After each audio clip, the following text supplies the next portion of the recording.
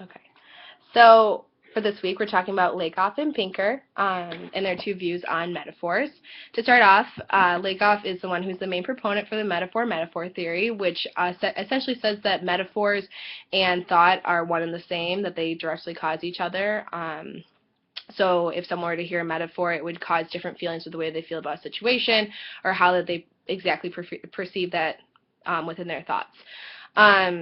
We use metaphors in Lakoff's view to describe abstract things, and that without them we're not able to distinguish between concrete and abstract things.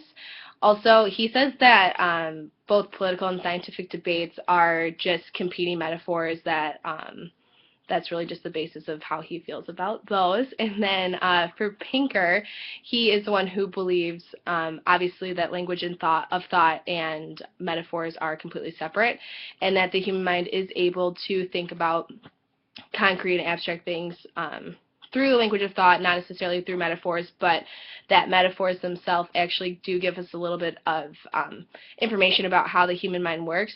Obviously, there are some things where we can learn that it's interesting how a human can distinguish between when something is abstract or concrete. Like like in the lecture we talked about how a lot of times conversations when you're talking about an argument are used as such as like, he defended his situation, where obviously he's not physically defending it, but he is through words. So it's interesting through that.